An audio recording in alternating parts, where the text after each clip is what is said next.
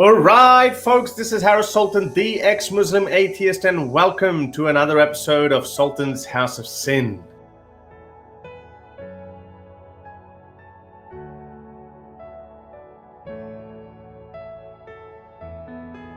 Last week, Charlie Hebdo republished cartoons of Muhammad. They made a stand. They showed what happened, that they lost so many of the wonderful people at the hands of Algerian Islamic terrorists. And they were well within their rights. And as we know, French President Macron said, "I won't condemn cartoons of Prophet Muhammad." And we know that Charlie Hebdo republished cartoons. And what's been happening, as we expected, there will be a backlash. There will be an outrage. What these empty people, what can they do? What can they do other than getting outraged? These third world people can either get outraged over a blue cartoon of a Hindu goddess, or of their prophet that they are separated by nearly 14 centuries, but they've got nothing better to do with their lives. So have a look. This was held nearly 3 days ago, and another show of force. Tens of thousands of people turned up at this rally where they were demanding France to be punished. This guy with a colorful turban is one of the leading religious scholars and the political force. And this, you can see, this is a show of force.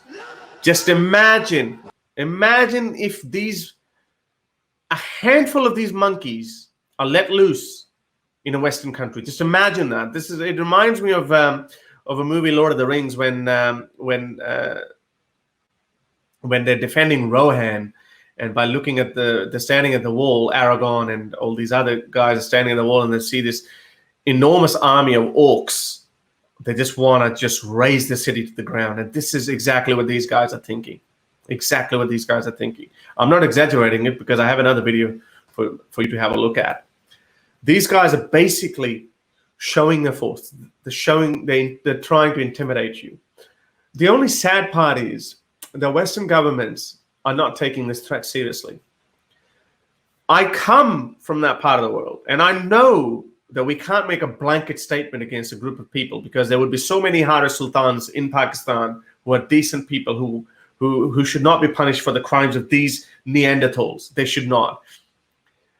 But you cannot. Western countries have no obligation towards any group of people or anyone that they should come to their country, unless obviously they are enlightened people, and then they should be vetted. They should be strongly vetted. Anyone coming from Pakistan or anyone coming from these Muslim countries, they should be vetted.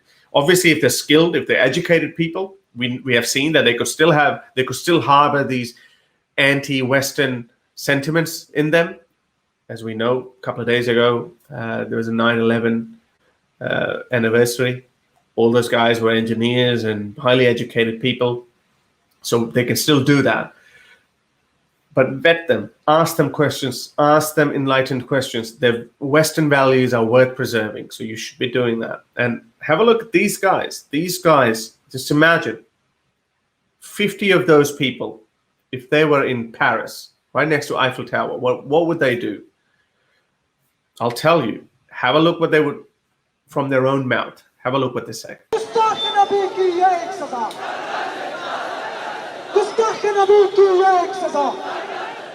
If someone speaks against me, I will tolerate. If someone speaks against my family, I will tolerate. But if someone kills me, even me and my family will tolerate. But if someone speaks against the dignity and honor of Rasulullah alayhi salam, we will never ever tolerate this thing. Each and every one of us is ready for jihad against Gustakh Rasul. The biggest form of terrorism in the entire world is the blasphemy of Rasulullah alayhi salatu salam. It pinches and it hurts the emotions and feelings of 1.8 billion Muslims. We are not going to stop.